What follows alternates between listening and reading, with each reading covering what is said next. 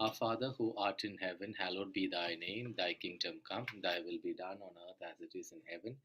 Give us today our daily bread. Forgive us our trespasses as we forgive those who trespass against us. Lead us not into temptation, but deliver us from evil. Amen. Father, we thank you for this beautiful time that you've given to us, for bringing all of us together as one family. Lord, we pray, we thank you for all those who are attending this Bible study and those who have not been able to come today. We thank you for Brother Johnson and his team who are supporting this ministry, and through them you are teaching, Lord, your truth. Lord, I wanted to thank you for bringing people from different parts of the world, Lord Jesus, to be a part of this fellowship, to learn your word, that they may all be used powerfully in their respective countries and their respective places, workplaces. Lord, as your last commandment says, go and share the good news to the ends of the earth. Lord, that this group may bring out more and more vibrant saints who has the passion to share your word with those who have not yet heard, and also help others to lead a life in accordance to your holy will. In Jesus' name we make this prayer. Amen. Amen. Good morning, brother. Good evening, brother. How are you? Good, very good. As you see me. Okay, let's go to CCC 2363. Yeah.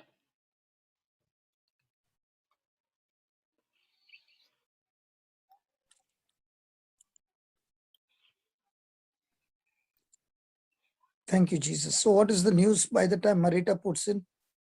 The news yesterday's, this gift of tongues. A lot of people, experience a very powerful presence of Lord, and I got some of them who got for the gift of tongue for the first time, shared their experiences. So it was an excellent thing. I think we should build up, or rather, the Lord will build this group with more and more people coming to know about this. So I have shared also this video with all those who are part of my mailing list. So in case any of you are not part of my mailing list, you can send me a WhatsApp message. I'll keep you in the group, and I will keep posting those messages. 2363. Yeah, go ahead. 2363. Yeah, go ahead. So that is a feedback. It's been an excellent feedback, amazing feedback. Okay. God, yeah. 2363, Baba. Marita.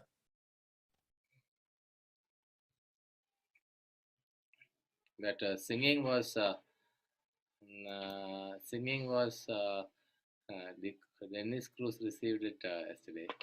Sister Sinjina got it. I was very happy because she's a very good friend of mine. Sister Sinjina, she's from this congregation. She's a nun, and she got the gift of tongues. I don't know whether she's there. Okay. So she was very excited about that. Then a couple of people from Malaysia, Singapore, India. So all of them got. Praise God. Praise God. Praise God. This is just a beginning, brother. Yes. Because as we get to the benefits and we start praying in tongues every week after week, what we are studying from Monday to Saturday will start becoming flesh in us. Yeah. So before you start, somebody asked which number. So my name is Jose. I am the host. My name is there, and my number is there also on the screen. I'm wearing a white shirt with the camera on, so you can note down my number and send me the message if you want any communication to come to you. From Happy Families about the talks, about videos and other things. So you can send me a WhatsApp. Yes, because I just too few people ask where is the number, what number. So I'm just telling you. Okay, thank you. Over to you, Yeah, brother. just talk about CCC. Right, 262363. No, tell many people might be not knowing what we are doing. Okay, yeah. Okay, fine. So just to give you an understanding about CCC, so we Happy Families and JCLM are a Catholic evangelization group under the Archdiocese of Bangalore, which is the Bishop of Bangalore is our patron, and we are under the obedience of Archbishop, and we follow the teaching of the Catholic Church, which includes the Catechism of the Catholic Church, which is called the CCC, and then we also follow the sacred tradition of the Church, as well as the teaching authority of the Church, which is the Magisterium. So these are the three other pillars apart from the sacred scriptures that we follow in our Bible study. So this all these pillars are go in union with the same message that the gospel gives. So it is not contradicting; it is only complementing. And some of these pillars give a little more detailed explanation, like the way about relationship in marriages. So the CCC is a good reference that you can refer to. So that is the background in which we start this Bible study. Oh, yeah, brother. So 2363, brother. Yeah, Thank you. yeah. Go slow, go slow. Spouses union. It's very rich. Today's topic is very rich. Yeah. Okay. The spouses union achieves the twofold end of marriage: the good of the spouses themselves and the transmission of life. These two. So, no, hold on, hold on. Mm, The spouses union, yeah, the sacrament of marriage, yeah. where they are fused, Mm, they have got two end of marriage. right. One is in this fusion, Yeah, the character, the behavior, yeah, the fruit yeah. in each spouse is going to be much, much, much, much better Mm, than what it is when they got married. mm, So it is to develop each other mm, and produce the fruit of the spirit. yeah, That is the main part. right. That is the top priority, is to produce the fruit of the spirit Yeah, in union, not yeah, individually, right. but together. Yeah. And the second is, because of that fruit being produced, Mm, the effect of it will be that their life will become so godly mm, that it will start transmitting mm, that same godly life into their children and into the neighborhood. mm. Okay. What do you think about that? Yeah, that is true. Yeah, So in a marriage, brother, union, is the top priority about producing the fruit of the spirit, or is it the top priority about how can I get satisfied, because of which I need to get married? it is the fruit of the spirit. No, but normally, what is the mindset? Normally it is the self-satisfaction. Right. So the very foundation of that relationship Yeah, being wrong, then the whole marriage is going in a wrong direction, right. because each spouse wants to get married so that I'm secured and it's all about my future. Right. Okay.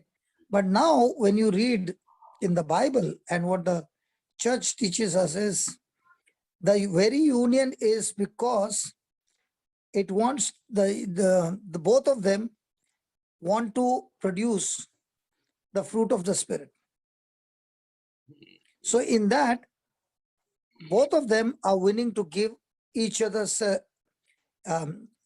give each other their self, because self, as long as it is alive Mm, and ruling over a person, will only produce the fruit of the flesh. right. But that same self, when it is crucified Mm, and submitting to God, then that same self will produce the fruit of the spirit, and the person's character is entirely different from the character that that person used to live in the flesh. right. So actually speaking, the spouse becomes my partner in developing the fruit of the Spirit in my life. Mm. And so also in her life. Mm.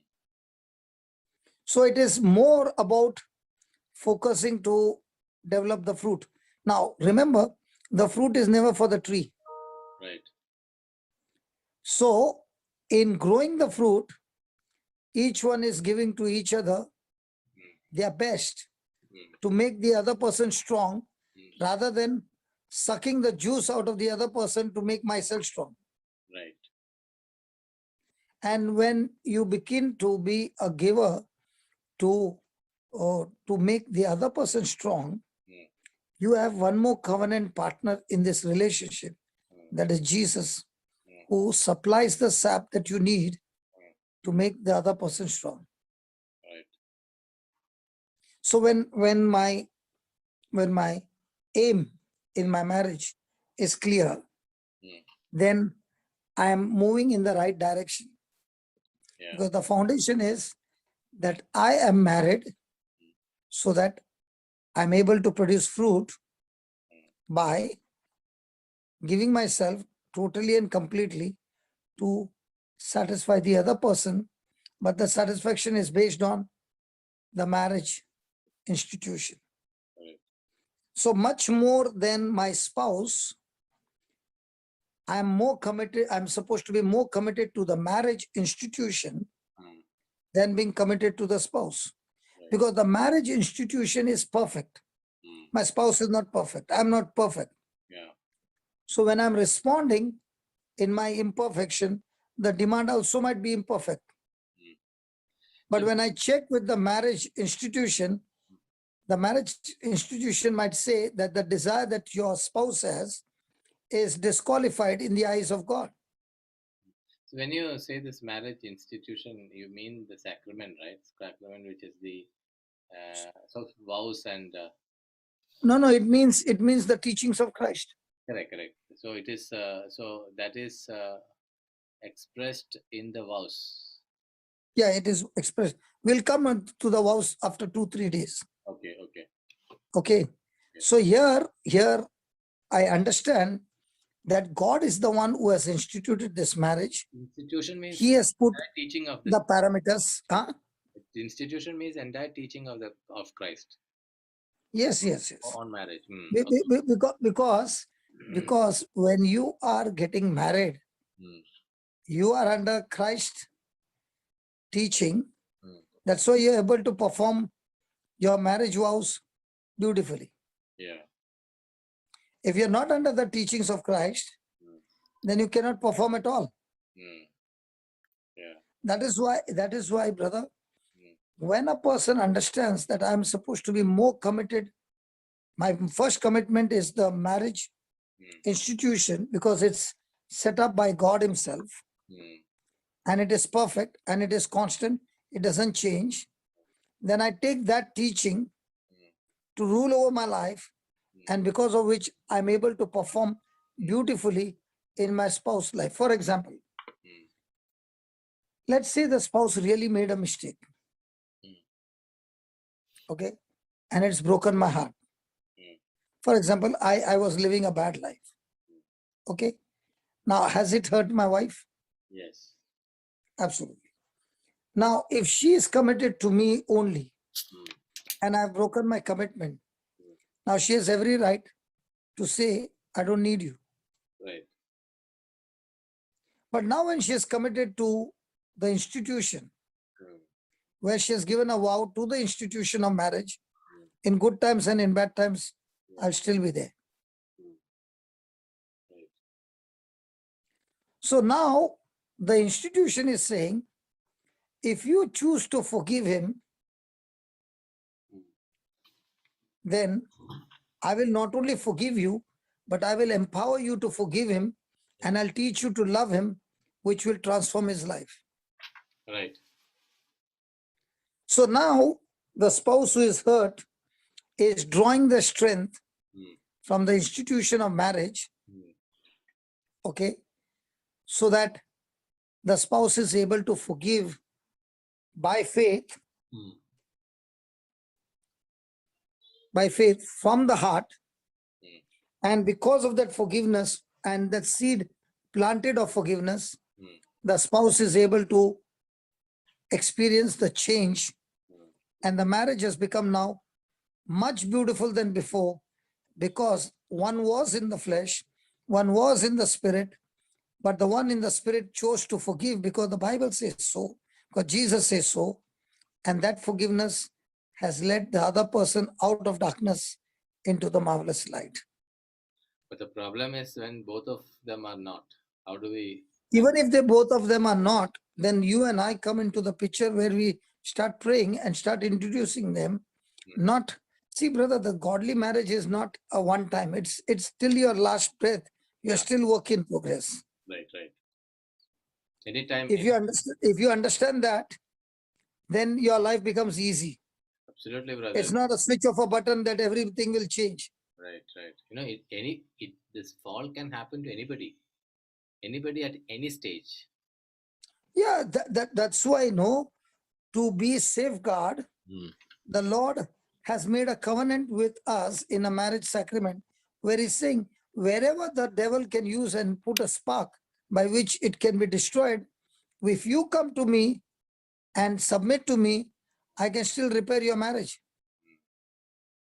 See, when the spouse is trying to repair his marriage, it's going to be unsuccessful.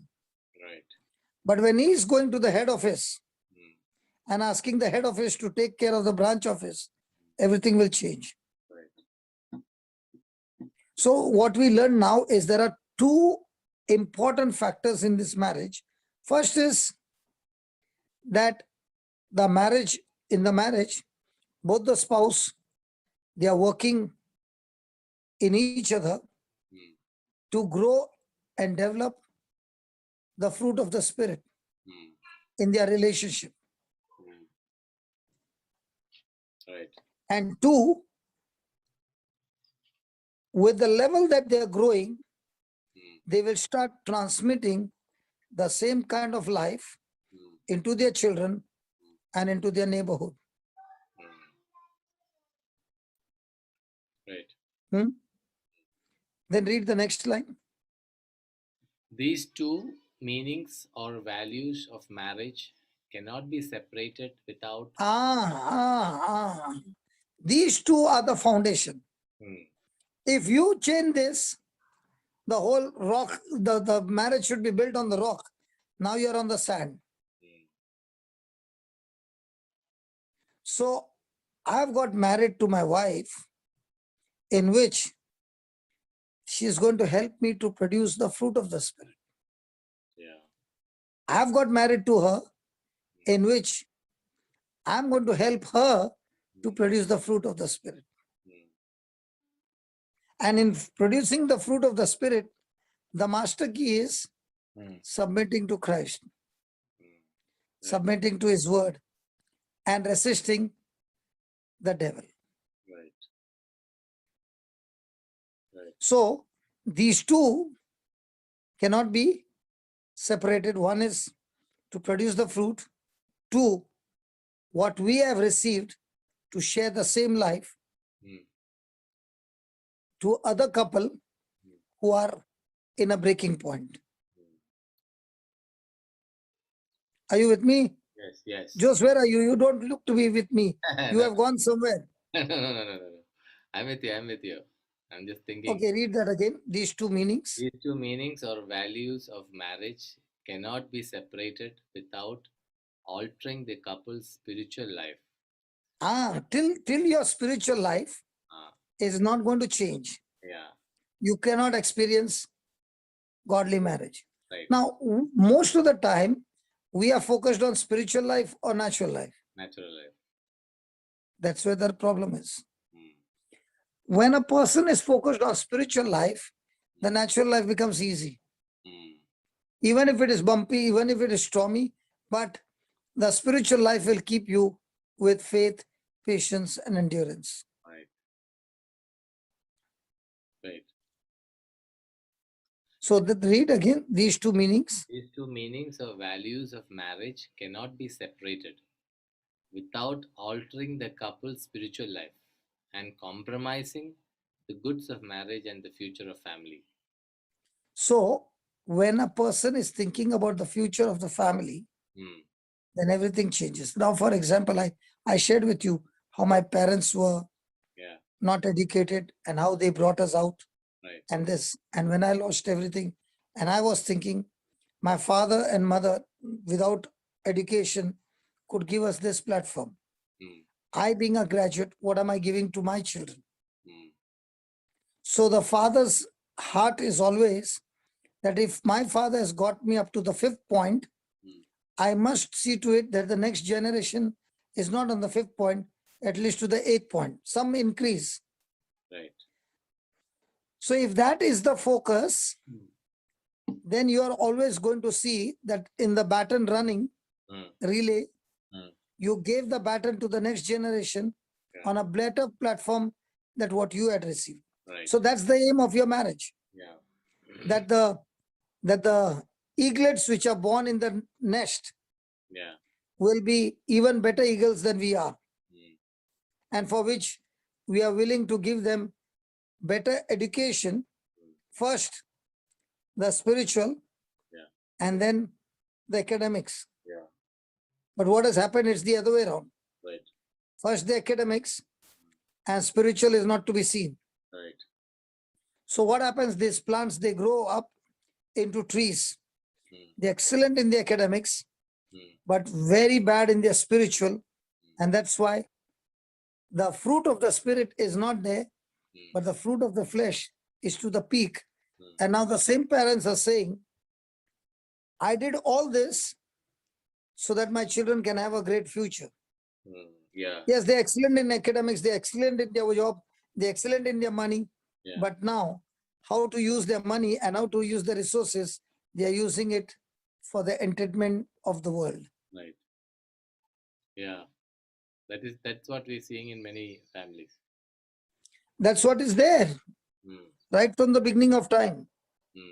Then the conjugal love of man and woman thus stands under the twofold obligation of fidelity and fecundity. some of the words are so big that I did not understand. Okay, but what I understood, let me explain. Yesterday I had given some notes to write. Right. Shall we go to those notes? Yeah. Because that's the key, that marriage, success in marriage does not depend on spouses committing themselves to each other as much as it does to their committing themselves to marriage. Why? Because marriage is the unchanging institution that they have, not forceful, mutually entered into. Praise God. Praise God. Now, for example, somebody got a proposal and somebody wants the son to get married. The son is interested in going for higher studies. Right. But the mom wants the son to get married. Right. Now, let's say to please the mom, the boy gets married. Right. Now, was his intention to get married as the focus or to go for his studies? Studies.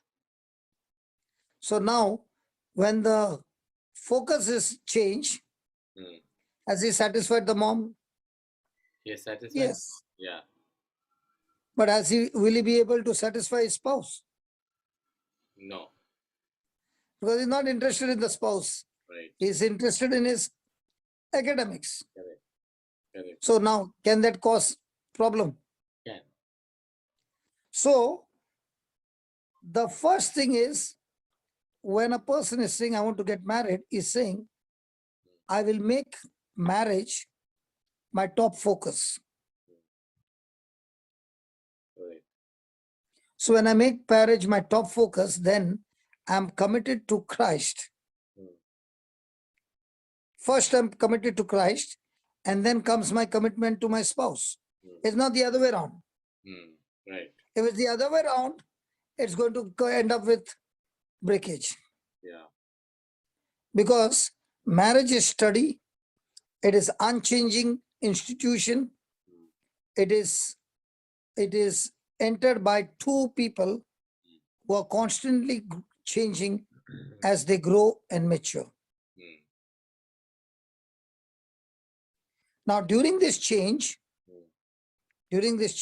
Right. there will be frustration, there will be friction, Yeah. there will be pressure, Yeah. and there will be, the ignition for conflict can be at the tip. Yeah. But when this storm begins, Mm. before it begins, if both the spouses respect and honor marriage as the top priority, then the stability of that marriage will be extremely strong. Because at that time, we use stabilizer. Yeah. I don't think so. In Bangalore, you use. Yeah, we use it. Comes with all the. But if you go to Bombay, Yeah. in nobody's house you'll ever get a stabilizer. Why? What Because we never use, because our currents don't fluctuate. Oh. Bangalore we have. Bangalore we have so many. All over India you have, except Bombay. And the reason is because of Tata's supplying the power. So in Bombay, you go to anybody's house, you'll never find a stabilizer. But you go to Mangalore and Goa, everybody's house, all the big gadgets have got stabilizer. Why do they have stabilizer? Because there's fluctuation. Right. So also in the spouse, there's going to be fluctuation, because both are of different nature, priorities, taste, desire, everything is different. So there's going to be a demand and there's going to be a fluctuation.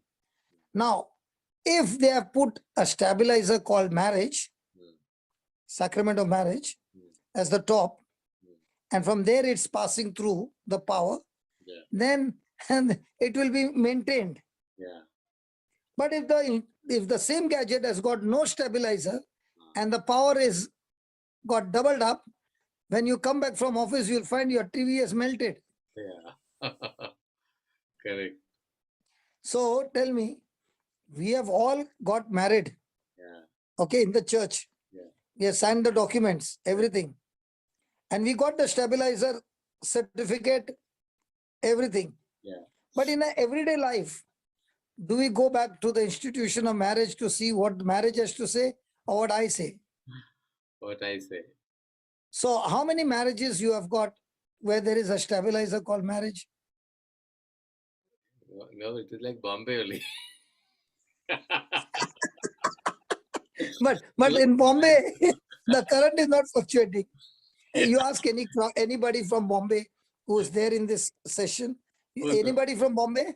So many of them are there. Hey, Jesse, in your life. Okay, Jesse is there. Thank God.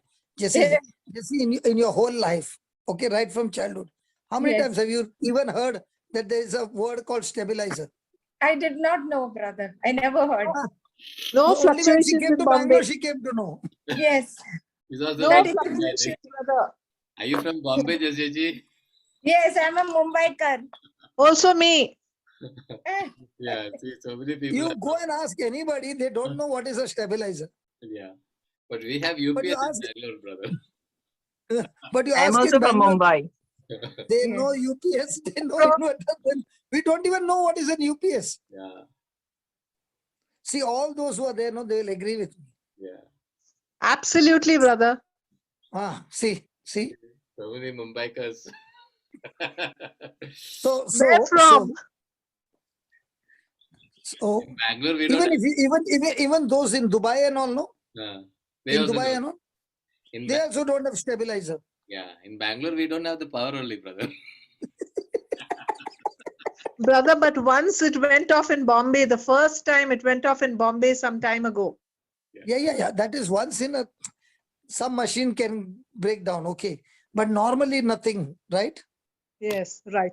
So also, Don't let so also, Bangalore down, Jose. Don't let Bangalore down. You're No, no, living in Bangalore now Bangalore. has moved into UPS. There is no, it is whether you unlimited let power Bangalore supply. down or not, the facts remain the same. No. See, listen. Are we here for arguments?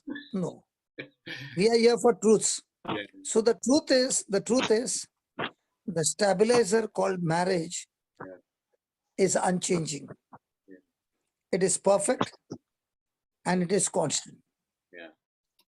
Whoever you are, Mm. whichever nation you are, whichever, it is a universal truth. Yeah, correct. When a person who is married Mm. puts that marriage as a stabilizer, uses this and respects that stabilizer called marriage, then he knows that any fluctuation that takes place, stabilizer will maintain it. Mm. And that's why it gives a husband and a wife Mm. a solid anchor. Like a ship without an anchor, if it is parked at night, the next day morning, the ship is got lost. In the same way, marriage is a solid anchor that helps the husband and wife to weather the storms of life. And in this storm of life, there is a change. In this storm of life, when they respect and honor marriage institution, they grow. And their growth is what? They grow into oneness. Yeah. They grow into unity. They grow into maturity. Yeah. In fact, They grow into patience. Huh? you would have heard about this Edmund Antavo, no? Edmund Antavo from Goa. Have you heard? Brother Edmund Antavo.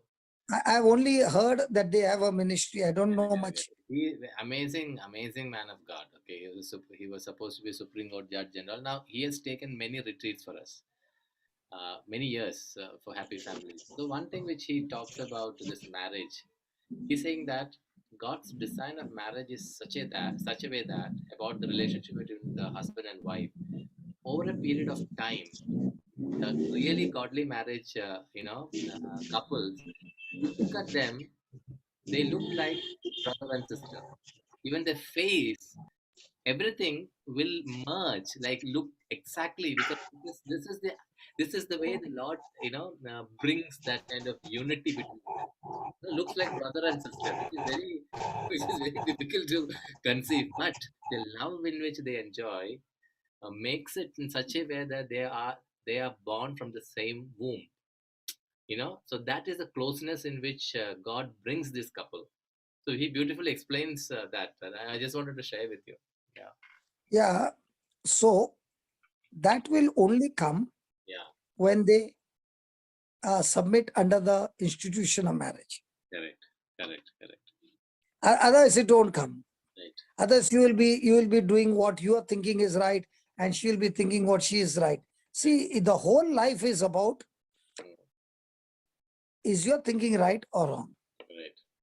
If your thinking is wrong, no matter how much you are working hard, no matter how much you are praying hard, no matter what you are doing, your wrong thinking will still take you in the wrong direction. Jesse wanted to say something. You were saying something, Jesse? Yeah. Unmute. Yes. Brother, see, you become almost one, but the devil is very active.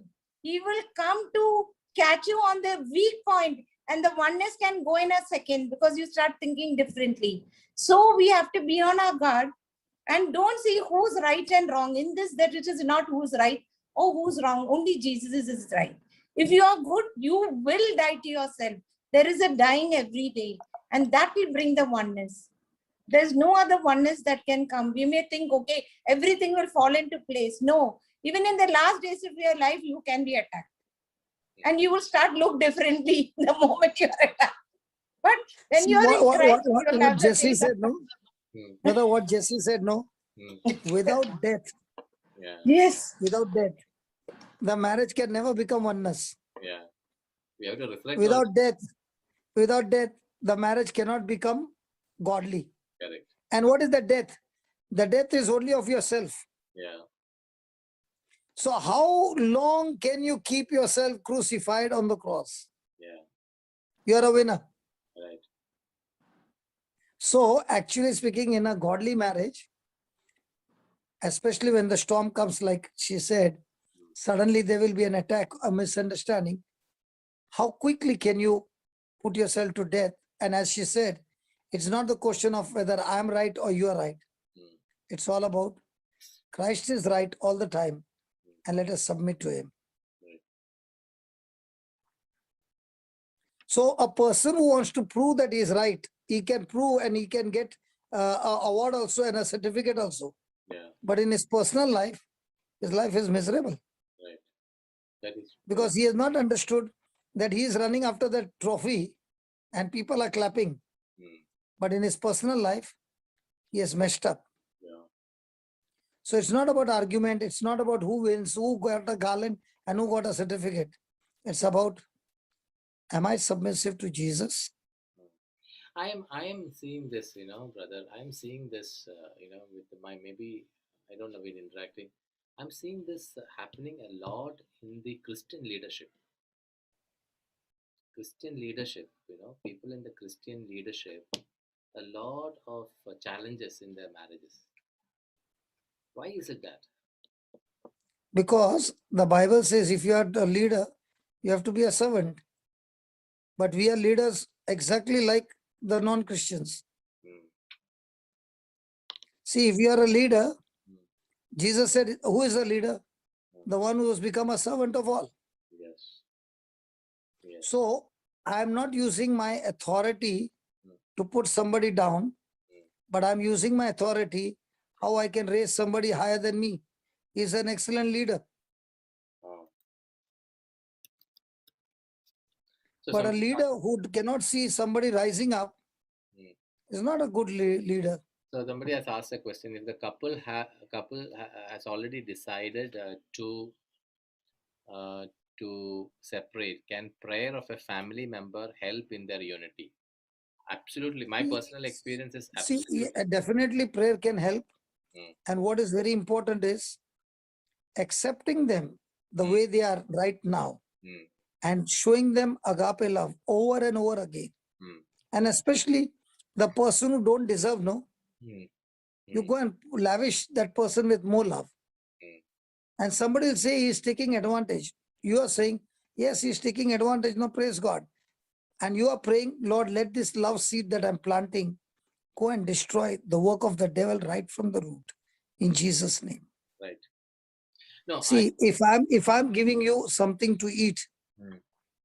when you eat it and you digest it, has it become a part of your life? Mm. Yes, because what was there inside the nutrition has all gone into your blood. Mm. In the same way, our love seed that we plant in people by forgiving. Do you know how fast a marriage can be repaired by only one seed called forgiveness? Mm. Yes. And forgiveness, but not by emotion, not by feeling, Mm. not by your mind. Mm. Forgiveness by faith. Because, Lord, you said it, I choose to forgive. Mm. Irrespective of how the person responds. Whether he accepts my forgiveness or not, that is his problem. Yeah. But from my side, I want to be clear and I forgive and I want to do good and I don't want to talk anything bad about that person or Right. only talk good about that person. Right. That forgiving love is a proof of your maturity. Mm. That forgiving love is a proof that you are submitting under the sacrament of marriage. You are respecting and honoring that, and that will bring result. See, you're not forgiving to change him. You're forgiving to change you. Yeah. Now what happens is, when my thinking is, I forgive, now you change. And when I don't see the change, I'm now more angry than before. Right. Right. Because my reason of forgiveness was that you change. Mm. Right. But my forgiveness is that I'm forgiving because I love you and I want to change. Mm. So in a marriage, brother, if I'm thinking of changing me, then the marriage is beautiful. If I'm investing my time to change the other person, then comes the problem, because in this world you cannot change anybody. Right. Right. The only person you can change is you. And if you're only focused on changing you, the proportion to which you change Yeah. is going to be a change all around you. Because now, when you change to the word of God, now the one who is in you is far greater than the one around you. Yeah. So now the change in you inside will start expelling the darkness outside. Right. Right. And in So, this case, so into this particular question the person asked, I can tell you one thing is that but my personal experience, I can't reveal the name of the the details, but in this particular case, the the the couple, one of them was going through severe struggle. The biggest advantage that person had was a person, you know she herself changed, but more than that, her family supported her, even though it was not her direct family, but the family supported her so much that she could revive the marriage after for a long time. It's a big story which but I can tell you that it is possible, the family supporting and praying together, and as brother said, if we share that agape love, just accepting the other person as they are, as he or she is, I think can make a huge difference and revive the marriage. brother, that's why very, very important is respecting the sacrament of marriage, Mm. honoring the sacrament of marriage. See, one thing is that you get involved with God, God gets involved with you. Yeah. That's why he says, first you draw closer to God and God will draw closer to you. Yeah. Yeah. So when you're drawing with closer to God to change you, Mm. the problem comes when I'm doing things to change the other person. Mm. That's out of focus. So that is one part, that is one issue, brother. But the other issue which I have seen is the victim. No, we call that person who is suffering. We could be a husband or wife. They also get into kind of a self pity mode. Because that person is not respecting the marriage, brother. Yeah, so self pity mode at the same See, I a am not. person, okay, you check a person who is very, very emotional person. Mm, Okay, very, very emotional. mm. No matter even if that person is praying from morning till night, come on, I challenge you. I am not saying the That person. person will be very, very miserable, brother, No, no, because that person's decisions are based on his emotions. no, even And God doesn't want you to live by sight. He says, the just shall live by faith and not by sight. right. So I am not even saying that person is praying. I am saying that person is moving into a state of self pity, self So before, so brother, when that person is blind, Mm, don't take him back into the marriage problem. mm. First take him and say, you got a personal problem. Right. Let's work on the personal problem first. Yeah, Jesse. This is just giving a lot of inputs. Yeah, I'm telling you my personal experience. I'm a very emotional person.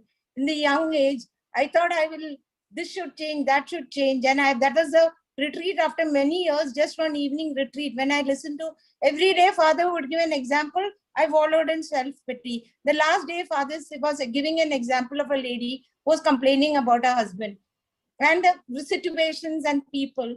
And he said, if you are so good, you will forgive and be good. It touched me, brother. I started working on that area over a period of time. God showed me I need to change, understand the word more. That changed me from inside out little, still changing till the last moment of my life. But always there is a struggle. Now, it's not easy to change. Okay. Yes. Yes. I'll give you something practical that can change. Mm. See, we always say you need to change, you need to this, you don't need, but nobody gives us the process. Come on. Yeah. If you can teach me the process, I'm ready to do it. Yeah. Okay. The process is this simple. Let the weak say, I am strong. finished. You learned it now. Mm. So don't say what you feel, Mm. say what you desire to feel. Mm. Yeah, just give Tina Thomas. Yeah. Just brother. Yeah. Can you hear me, brother? Yeah. Yeah, loud and clear. I can hear Yeah. you. Yeah, actually, I truly agree because the self-pity many times when it comes because we don't know, like I said, no, after coming to this, I also have this, when people, generally, I don't like to fight back. So when people say I will try to, keep quiet, or take it upon me, and that leads to self-pity if we are not in God. And like brother said, no, the right knowledge of the word has really helped me to, even now I don't talk back, but I don't feel bad when I'm not talking back, because I feel a strength, like, there are certain verses that comes into me, like brother See, said, let the I weak got speak. somebody on my That comes side. so well. I don't feel I am, I am because just the knowledge of the word. I'm only I'm, present. See, my personal experience I'm telling. See, knowledge of the word will not make you victim. Yeah. Knowledge of the word will say, okay, I've got a formula. I'm a farmer. Hmm. I can plant spiritual seeds and change the situation of my life. I don't know about others. Hmm. That much I've got. Each one I've got a choice to change my own life. Hmm. So when I'm feeling weak, I will put that song like Hallelujah, and then I'll say, I am strong in the Lord. I am strong in the Lord. Strong, strong, strong, strong, strong. And I'll make funny faces. Lord, thank you that you've given me the power to forgive. Hmm. It's So like, what I'm brother, like, speaking might look funny, Hmm. but that's how is your prayer of faith. sir, actually That's what how. I have done is like some whatever scriptures, we have been sharing here in our Happy Families Bible group. So few of them which has really touched me, I have a collection of them. So whenever I go into different situation of self-pity, so one of them actually helps me to come out. And because I'm using that regularly, I don't, even when I'm drifting to self-pity, immediately my conscious makes me aware that, this is, and then I get some words and I'm able to help myself. So basically, I think it is a knowledge of the word. It will, nothing else, only that can help you help yourself. Otherwise you will drop into self-pity, because it's very human, especially for those people who are not aggressive, the weak. Tina, Yes, brother. just one line, okay? This will checkmate all arguments, okay? Just one line. Give me 1 John 5:4. Thank you, Holy Spirit.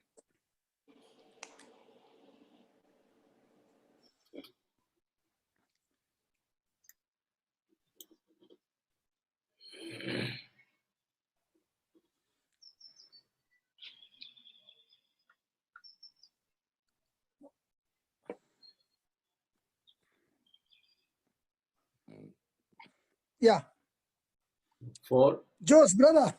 for whatever is born of God conquers the world. And this is the victory that conquers the world, our faith. Yeah. So now tell me, even if you're a victim, whoever you are, Hmm. faith will help you to conquer The the world. world. Right. So if you are feeling hurt or whatever you are feeling, and you are opening your mouth and saying what you're feeling, now you're cursing your own self. You're cursing your own marriage. Right. You're cursing your own relationship. Right. You're cursing your own future. But even though you're feeling, but you're opening your mouth and speaking what you desire, you have just spoken your faith. Absolutely. And that faith is what is going to get you into victory. Absolutely. Praise God. Praise God. So when the Bible says, when you're weak, Yes. open your mouth and say, what? I'm strong. So if your spouse is doing X, Y, Z, open your mouth and stop saying he's doing X, Y, Z, and open your mouth and say, in the name of Jesus, he is ABC. Now, if the spouse is not doing that, but saying X, Y, Z, the spouse is actually, who is saying I'm spiritual, is actually helping the devil to destroy her husband even more than before. Yeah. Because she has not understood the system. Right. No, so this lack of understanding is very much there with a lot of people, brother. Because it's not, because we who have received, after we receive, we keep it for ourselves. Right. See, God has given many people victories. Right. But how many people will take that victory and come out in the open and say, hey, this was my life. And this is what the Lord has given me the victory. And I've come to tell you, if you're going through this, you also can get victory. Tell me, brother, how many people will do that? Right. So when a person understands that the only person who can give me victory is my faith, and faith is not on physical evidence, faith is on doing what God said in his word. So instead of me first getting my husband out of the mess, first I should see how much I am in mess.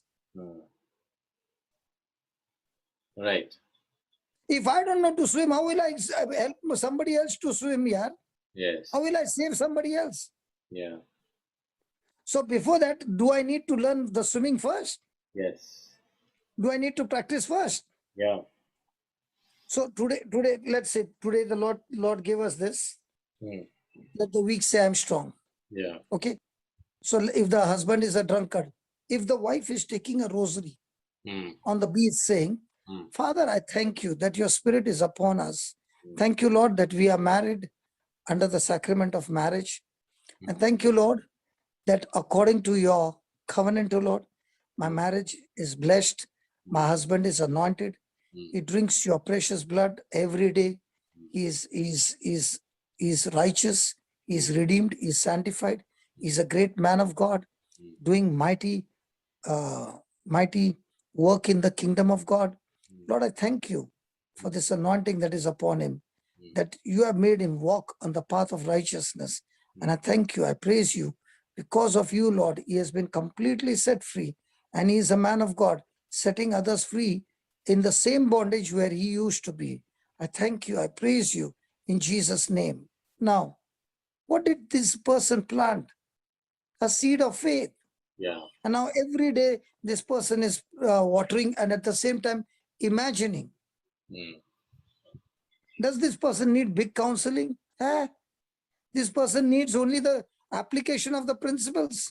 Yeah. Right. Now what I just said, in the same way a person is making prayers of desires, okay?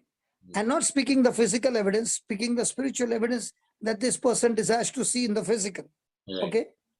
Now, is this person submitting to the marriage? Yes. Yes. Is this person annoyed with the spouse? No. Is this person forgiving? Yes. Is Yes. this person going out of the way to do better for this person? Yes. Yes. Now, when this person is honoring Mm. marriage, that marriage is teaching this person to be committed and love the person who doesn't deserve to be loved. Yeah. So who is empowering you now to love this person? Not your own. Right. Christ, who is the covenant partner, is giving you that love to love. Right. Like Tina said, previously I used to keep quiet, but inside would become a volcano. Right. But now, after the scriptures, I have learned that it's giving me so much of strength. Right. So now I'm not moved by hurts. Now I'm moved by faith. Right.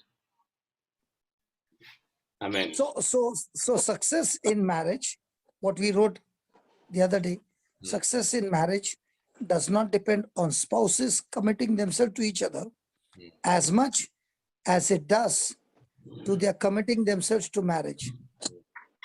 Why? Because marriage is the unchanging institution that they have mutually entered into. Right. So now the question is, Tina, let's take for example, Tina, are you married? Yes, brother. Are you sure you're married? Yes. Yes. Looks like. So I have one more thing. So this one more thing which I've been practicing is that, like you said, no, speaking the desire. So this speaking has actually helped me in the sense like generally speaking loud your desires, generally doesn't come very easily, because you have people around, it becomes like, so what I do now is when I'm traveling to office in the car, so I'm alone, so I speak loud my desires. So this I have been doing. So one desire which I have been speaking so loudly, so beautifully it got manifested, So it was like, I was like speaking loudly for my spouse. And then one fine day, he came up with the good news that he got something, very good in his office. So I was like, it was like, I felt like, what I was talking or what I was speaking, the desires, exactly it has come. Yeah. Baba, Tina. In your house, there are how many switches? Many, brother. Many. Okay. Now, if you click a particular switch, will that switch connect to that gadget or any gadgets? That gadget. Correct. So in the same way, when you're speaking your desires, you have put the switch on to get connected to that which is in the spiritual to come into manifestation. True, brother. Now you got So, surprised and you were saying, wow, but this has been the spiritual law right from the beginning of time. correct, brother. So I was not aware of this. No, when I am sharing this with people. Say that again. I was not aware of it. Speaking. Now that you came to know, let's say your next door neighbor is screaming at you. Let's say. Now you came to know. So now will you react to what he's talking? Or will you say, hold on, I'll go and press my favorite switch. My neighbor is the best neighbor. He is an anointed neighbor. He is loaded with God's mercy. He is loaded with God's grace. He is blessed. His generation is blessed. And every day you're saying, suddenly you see the neighbor, he's not screaming now like before. Why? You know where to press the switch. Now, was that difficult? No, it was not. It was just a matter of practicing and believing, that take the courage to speak loud. That's just one. Take the courage to speak loud with the, scripture, some scriptures too, and then speak your desire. So it is that lack of knowledge and lack of courage, which is actually leading people to stay in self-pity. If courage we can comes get because the of knowledge. courage to speak Hello. out loud, solution for courage everything. courage comes because of knowledge. Yeah. Okay. Now, from the time you began to understand, you are saying how foolish I have been all these years living by sight. Yeah. Being a Christian, having the Holy Ghost, having the Word of God, having all the promises of God, I've lived the most lowest life by speaking my feelings and my senses. But Emotions, now I've learned to crucify my feelings and saying, this fellow is my enemy. My enemy is not the person hurting me. My enemy is my emotions. Yeah. So now what that person has said, I'm going to bless that person. And I'm going to say purposely. Have you ever heard this man purposely irritates me? See, Brother Jose, exactly at 7, he'll purposely put his hand up. Have you noticed that? Yeah. Deliberately he'll do that. That is a discipline, brother. That is a spiritual discipline. So also spiritual discipline, as he calls, I want to be spiritually disciplined, that when I open my mouth, I only want to speak desires and not what I see. Whether it's in my marriage, whether it's in my office, whether it's in the community, wherever. Once you make that decision and you practice that, you will find in the next 15 days, every day, you practice that and you keep saying, thank you, Lord, for your desires being fulfilled. In the next 15 days, you'll see one by one things are falling in order. And then you'll realize it was not the devil, it was not God, it was not anybody, it was your own tongue that had caused all this disorder. Yeah. So I think this is a very powerful tool. This has to be, people have to learn this it. This is a powerful tool because Tina, please understand, this is a powerful tool because God created the world by this tool. Yeah. And you are created in the likeness and image of God. And therefore, you are also using the same tool, but not knowing the truth. You have been using the same tool and giving the devil advantage to destroy you.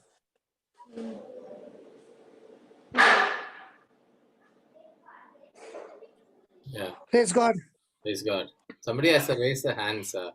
Oh, can you just identify your name and ask the question? Galaxy J7. Hello? Galaxy J7. Want to ask some question? I think it by mistake the person who does. Okay, let's Okay, go. can we just write down some points? Yeah.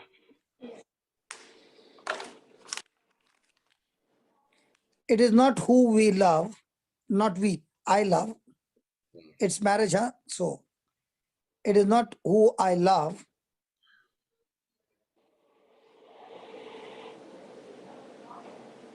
but what I love.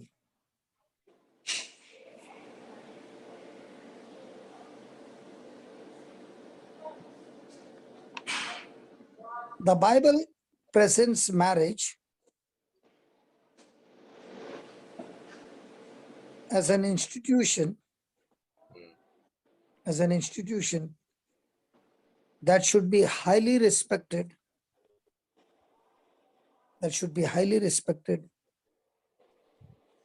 and esteemed above all other institutions. Please underline that, above all other institutions.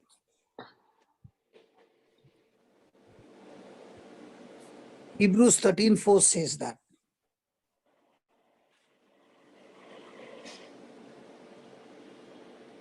Marriage should be honored by all. Marriage should be honored by all. And the marriage bed,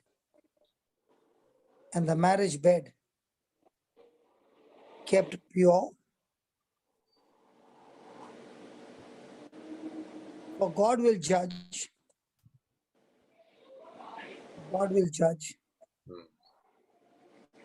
The adulterer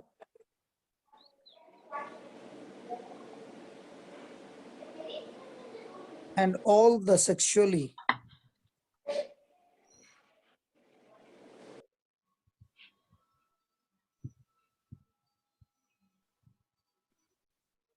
next line. Marriage is honorable and all the sexually immoral, okay? Sorry. And all the sexually immoral. Praise God. Marriage is honorable in all, which means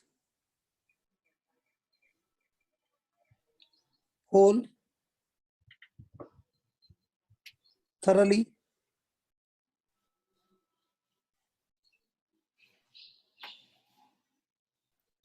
whatsoever,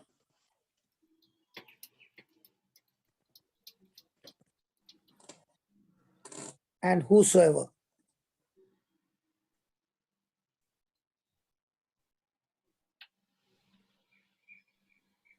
Marriage then should be valued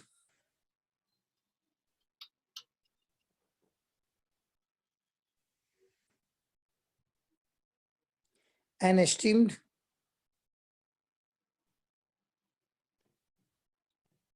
and held in highest honor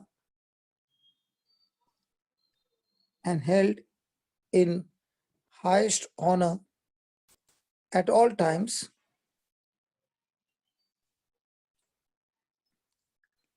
in all things,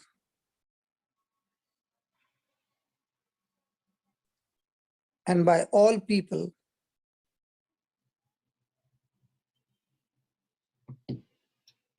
everywhere. And that is God's design.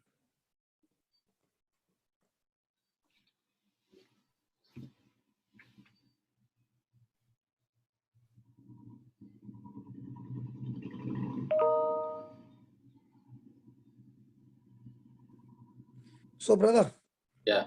Hebrews 13:4. Let marriage be held in honor by all, and let the marriage bed be kept undefiled, for God will judge fornicators and adulterers. AMPC,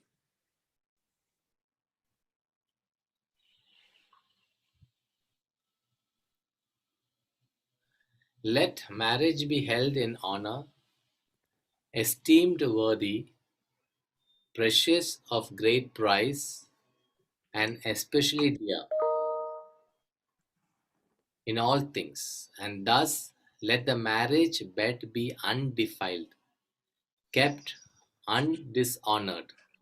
For God will judge and punish the unchaste, all guilty of sexual vice and adulterous.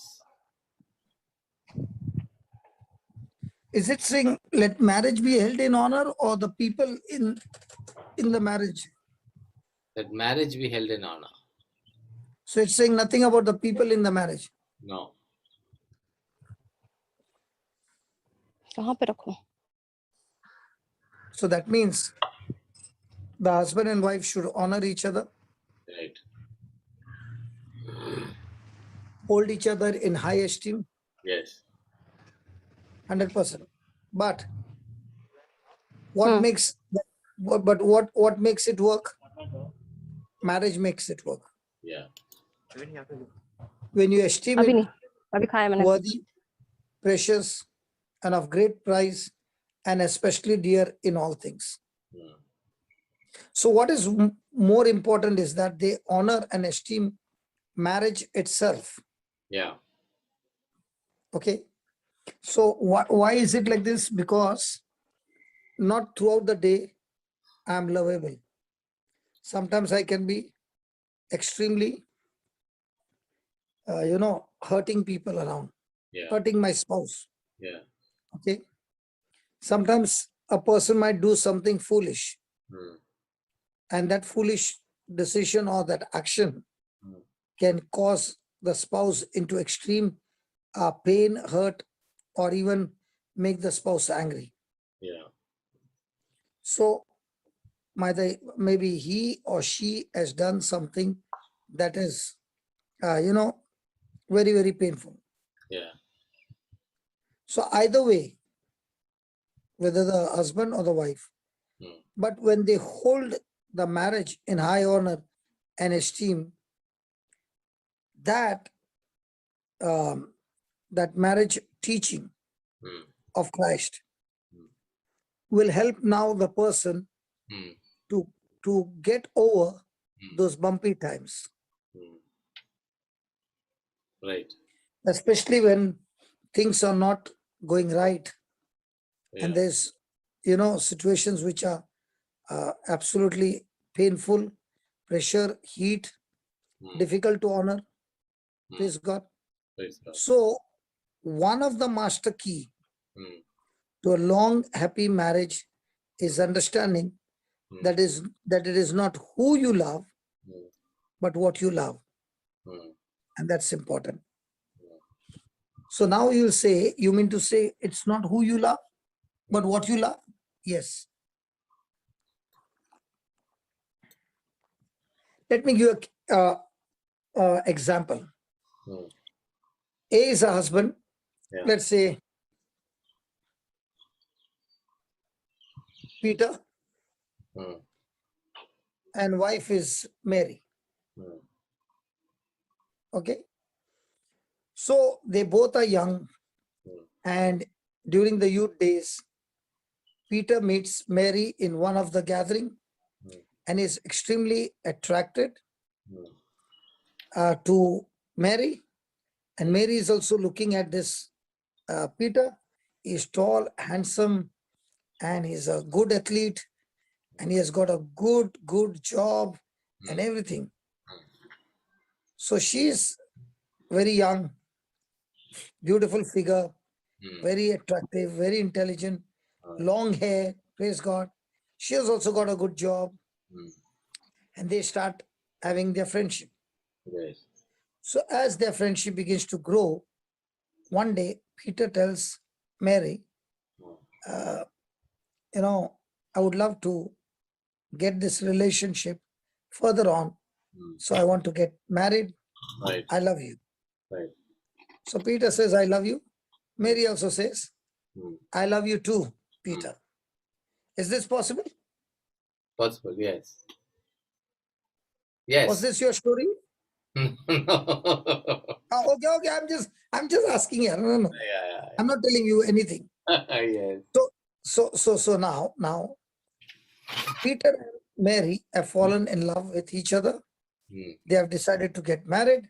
Hmm. So the marriage has taken place, and now they are planning everything, and they are so happy in their love, and they feel that this is going to live. This kind of bubble is going to be forever. Yeah. Praise God. Praise God. Now we all went through this, right? Hmm. We are going. Okay. I'm going through that, I said. Okay.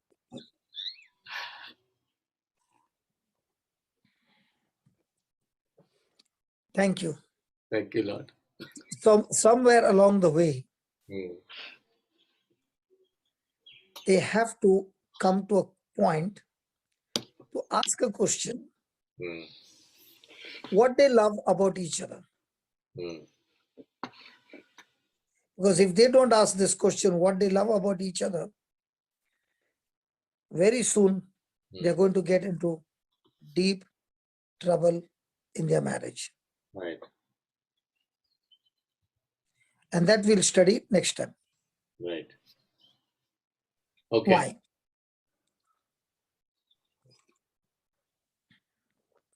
Is it a good way of stopping the episode?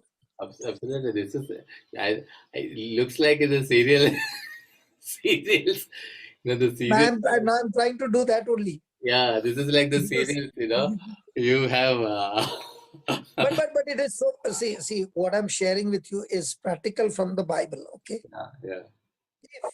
If they both are in love with each other, so they are in who they love.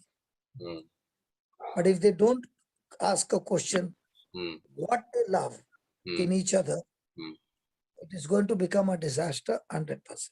Yeah. So you'll get this answer tomorrow. So please join in tomorrow. Right. So now we have 10 minutes to discuss. Yeah. Questions? Any Why are you questions? raising that? I've got still 10 minutes here. I thought they are closing anyways. No, I'm not in hurry. I'm just closing because the whole night the question will be, it's not who I love, but what I love. Yeah. Because only when you are in what I love, okay, it will take you to a beautiful ending. If it is who you love, you are always in a ding dong like a pendulum. Yeah.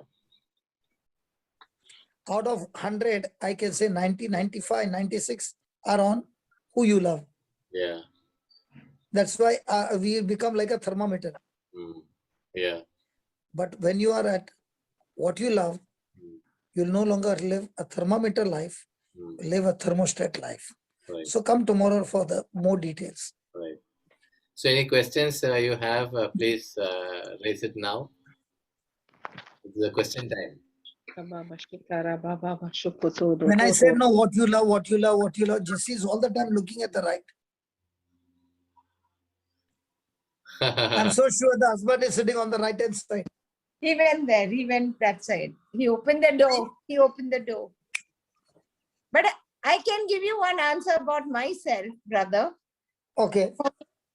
It was before I got married. It was a commitment to love. I told Jesus, this is a commitment. I did not look at anything else. And it was that commitment to hold on to that institute of marriage right from the beginning. I did not know to pray much before marriage. I should get a boy like this or like that.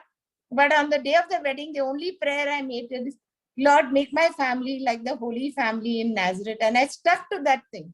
Lord, make it when I fail, make it. So if you say that prayer, it will become a. No, of course, I worked towards it. I found out what the Bible, holding on to Jesus only helps, brother. Otherwise, we are all selfish. We have our own things. Holding on to Jesus is one thing. Yes. And applying the principles of Jesus is another. Yes. Principle of love, of forgiveness. Whoever you are, you can fake the whole world. Yes. Fake the whole world. But there's one thing that even if I'm a good Christian, We fall. Okay. But if I don't apply what Jesus has taught me in the Bible, Yeah. I can religiously do everything and still live a frustrated life. Yes, till we know every day the truth But reveals. when a person is following Jesus' principles, Yes. he can be in the total messed up place. Yes. But the moment he starts applying them, in no time, he's coming out of that mess. And every day, sometimes we are in a mess, brother, even after knowing, but we apply again and again, which pulls us out of the pit we sit in. Praise God. Jose, what do you think about this question? Who you love or what you love? Yeah, it is a beautiful question, brother. We should look for the answer on So one. tonight you'll get sleep? Yeah, I'll get sleep. I'm already sleepy. Dennis Dennis Cruz wanted to ask some question. Dennis? Yeah.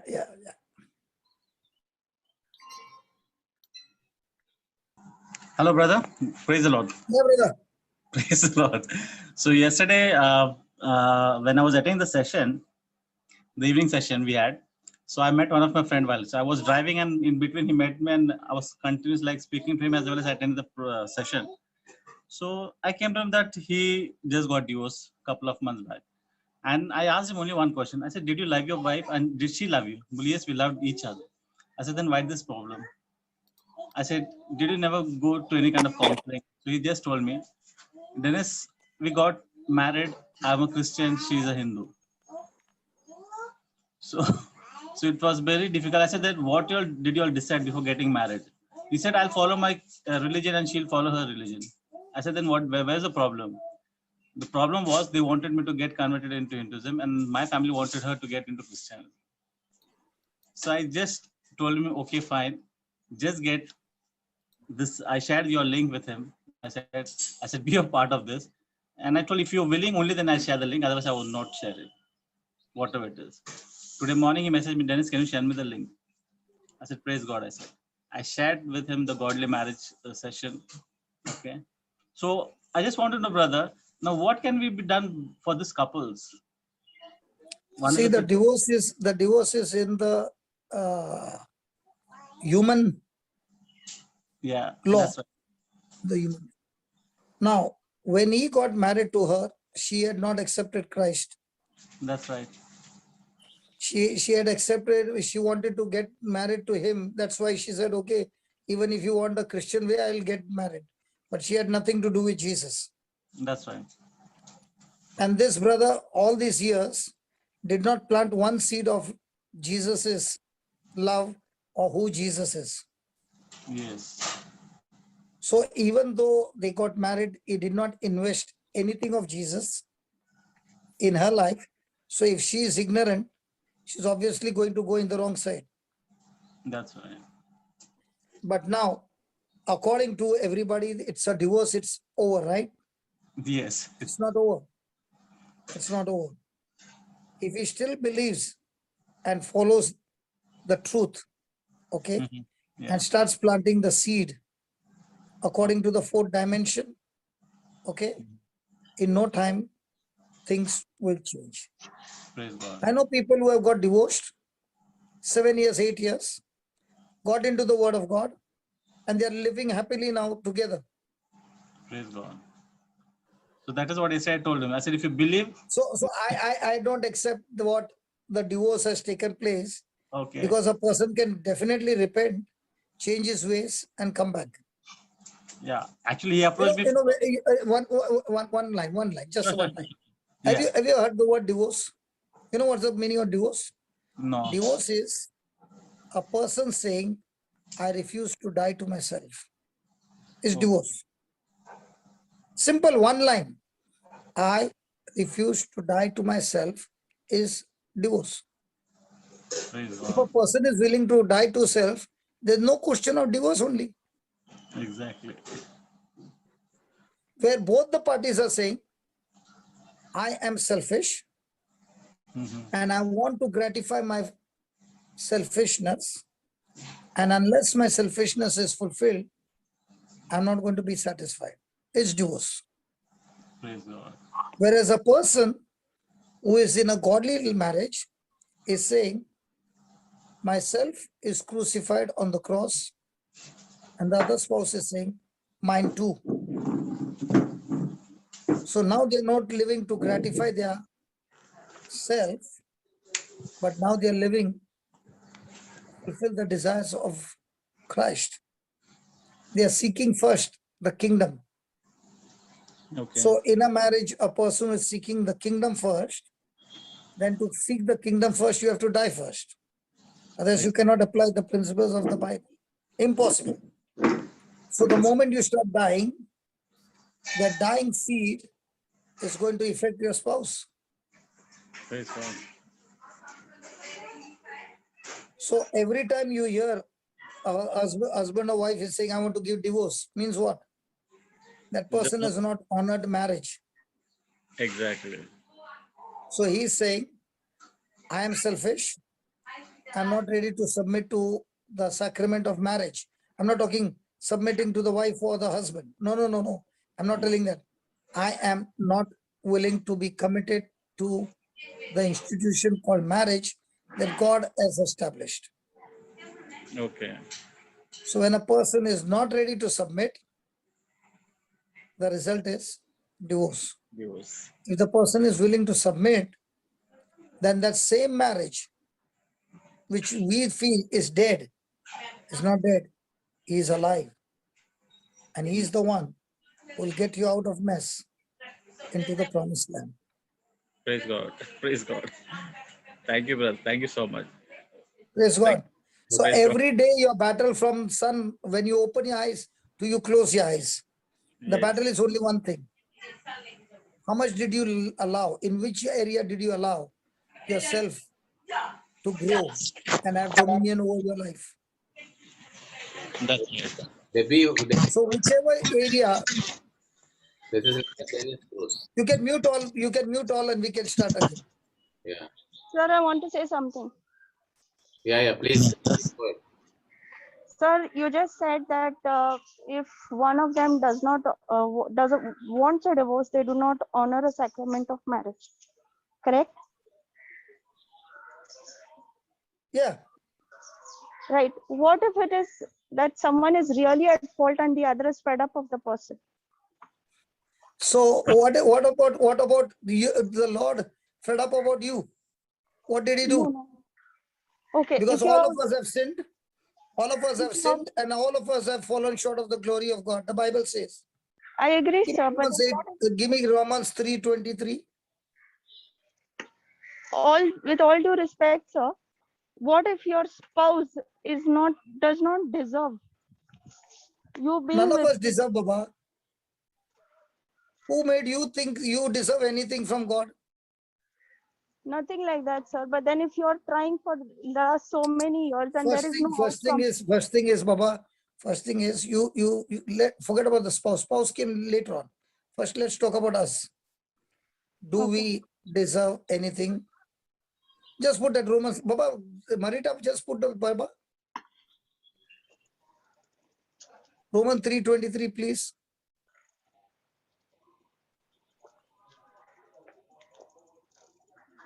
The day you realize what you deserve, then you will be able to look everybody with that same lens. Read that. Right, sir.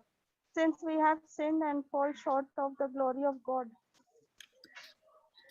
Since all have sinned and fallen short of the glory of God. Now, based on this scripture, where are you qualified? You're qualified to go to hell.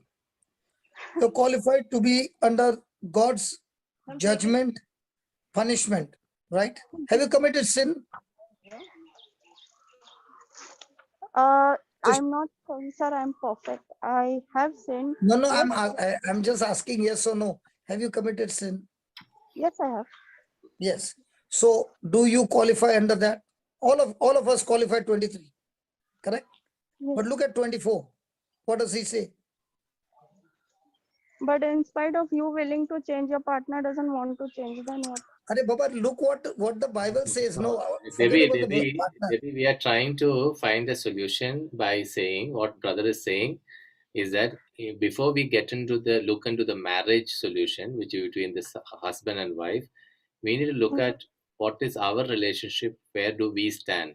So unless we understand that first, we cannot get into repairing the marriage, because marriage is between two individuals, you know. So one individual will have to understand where he or she stands, and from there we take off. So that is why he is asking you to read 324. Just 324. Okay. Read 24.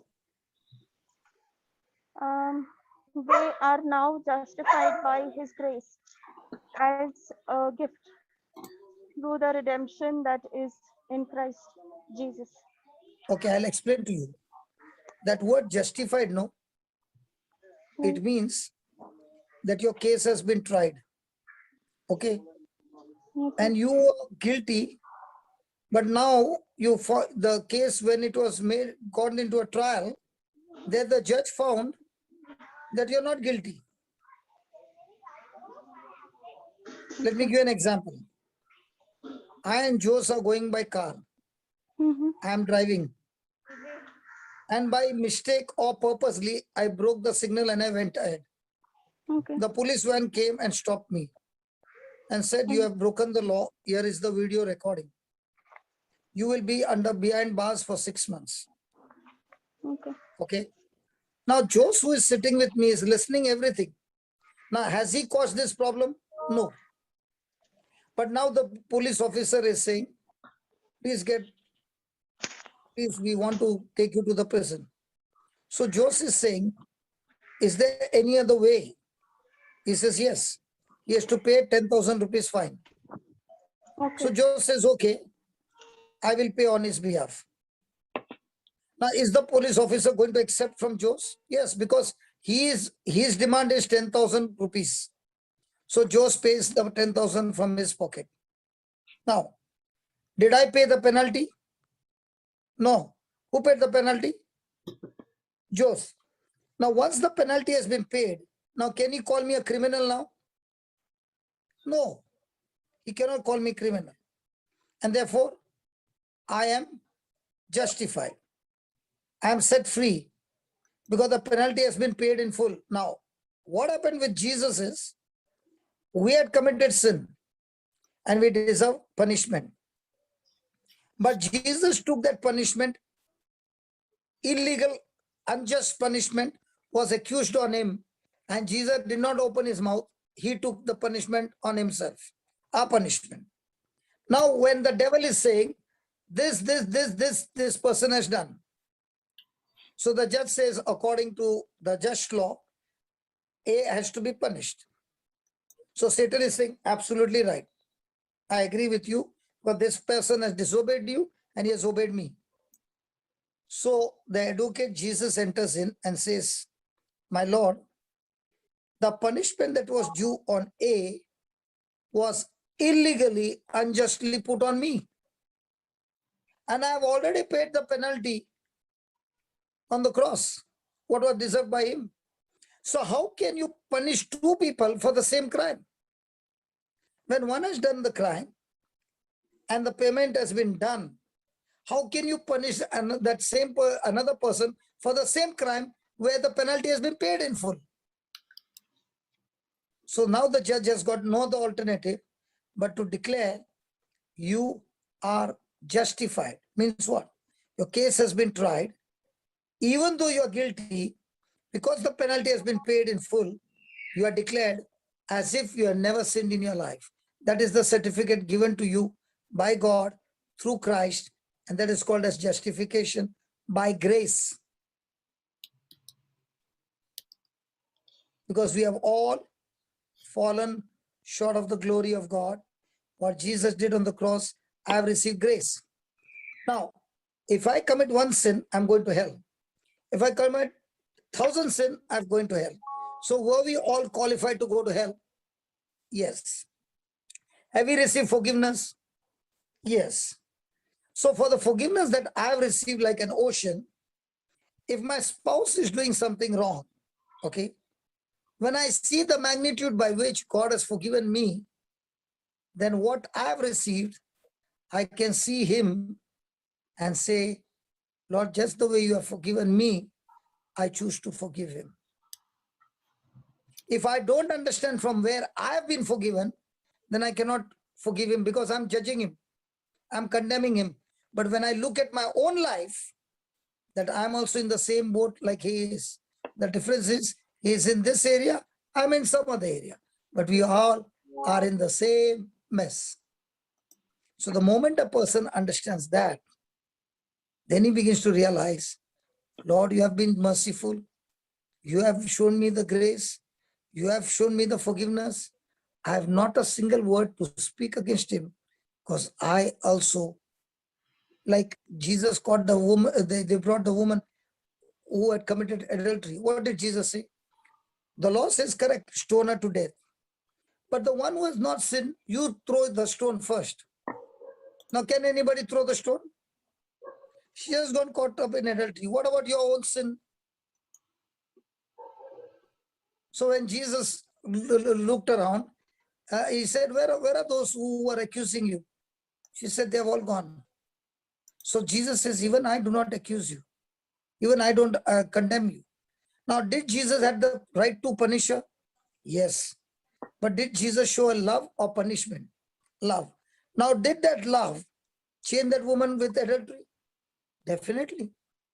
So what is going to change your spouse? Not punishment. Love is going to change. And this love is not a human love. You do good to me, then I love you. That is matlabi love. That is love based on performance. But God's love that I have received, we all have received, is 24. 23 is where we deserve to be punished. 24 is where he's saying, I love you so much that I have redeemed you. You know what's the meaning of redeem? Ransomed you. And what was the price for ransom? His blood to be shed, the punishment to be received, and the death on the cross is the payment that he has done to save you and me. And when you understand the price that was paid to save me is the same price paid to save your spouse. When you understand spiritual things, then it becomes easy to operate on the physical. If you don't understand the spiritual things, then the devil will say, you are so good compared to him. But in the eyes of God, we are all fallen short of the glory of God. None of us deserve heaven. If today we have received heaven as an eternal home, it is because of the mercy of God. So blessed are those who are merciful, they shall receive mercy. Yeah. Blessed are those who are merciful. But if you don't show mercy, there's no mercy for you as well. Yeah. In fact, yeah, before we close, I make one statement that what you said, even if a divorce case has happened, there is still hope for them to come back. I think that 100%, brother, 100%. I agree. I'm not saying it is not. I am only acknowledging what you're saying. Maybe we can discuss more how we can proceed with that, because there could be some people who wanted to. Even if you out of the two, you can get one in the garden. Yeah. That absolutely. One can get the other one with agape love investment. Amen. Amen. So let us close, brother. Amen. Father, we thank you. We praise you, Lord. There is so much of joy in your truths. And thank you, Lord, after so many years, we are now learning the truths that was hidden, but now you're revealing it to us, which was mystery, is unfolding. And this is the work of the Holy Spirit, Father. Thank you, Lord, that so many marriages could have been saved if we had to know this truth, even before getting married. Yeah. And things would have been so different. Yeah. But it's not too late, Lord. Our life belongs to you. Our body belongs to you. You have purchased it with your own precious blood. Yeah. We are not owners of our own life. Yeah. We belong to you and to you alone. Yeah. So, Heavenly Father, in the name of Jesus, I ask you, Lord, that this word that we are listening, especially faith overcomes the world. Father, help us to respect and honor the institution that you have planted, which you have established. and help us to walk in love, in faith. And you have given us the solution that in spite of we being weak, you said to the prophet Joel, go and tell my people, turn their plowshares and their pruning hooks into swords and spears, and hold it in their hand and proclaim, I am a warrior, I am strong. Father, these seeds of faith that they submitted to your instruction, they won the war. Even though they were farmers, they won the war because they followed your instructions. They did not fight the battle with their ability, but you fought for them. In the same way, Lord, when we submit to you and we agree to you and we follow your instruction, we don't fight the battle. You fight the battle for us and you give us the victory. Father, in the name of Jesus, today, what we heard about Romans 3:23, none of us are qualified, not one. We have all failed. We have all fallen short of the glory. We all deserve death, destruction, curse, damnation, for eternity to be in hell. But because of your grace that we are saved, you declared us justified because the pure sinless blood of Jesus was shed at Calvary. And we receive this blood. And through this blood, we have been ransomed. We were kidnapped illegally by Satan and made slaves. But what you did on the cross, the ransom was paid in full when you said it is finished, and you have set us free. You have brought us out of darkness, Lord, into your marvelous light. Help us always to remember and have this relationship with you. If it wouldn't have been for you, Lord, we would end up in eternity to hell. Help us. Father, help us to remember the sacrifice of Jesus, the price he paid to save me, a wretched man like me, so that when I look at others, I no longer look with the eyes of condemnation like a Pharisee, but I look with the eyes of a good shepherd like you. Help us to change our lens, Lord. None of us deserve to be blessed, but it is only you. So we thank you, we praise you that all these truths that you are teaching us, let us not be questioning the truth, but like a little child, accepting the truth and applying the truth and seeing with our own eyes how this truth can set us free. The devil is always questioning so that the person will not accept the truth, but get into a lie. Let our questioning never take us out of truth, but take us deeper into the truth. But if our questioning is to question the truth, Lord, teach us to shut the devil there so that the devil has no more power to ruin more of our life. So, Father, thank you so much for all that you do and you continue to do in our life. And I believe, Lord, this word that we have heard with your voice is an incorruptible seed, and faith is rising, and this seed is destroying the stronghold of the devil right from the root. And a root stronghold is being raised in each person's mind, but the mind is renewed by the power of your Spirit. Thank you and praise you. And thank you, Father, for happy family. Thank you for each and every member. Thank you for the seed that you planted in their heart, what was only for 20 days, or I don't even remember. It all started so small, and each day it's getting better and better. Lord, it's not the ministry that we are looking to. We are looking only to you.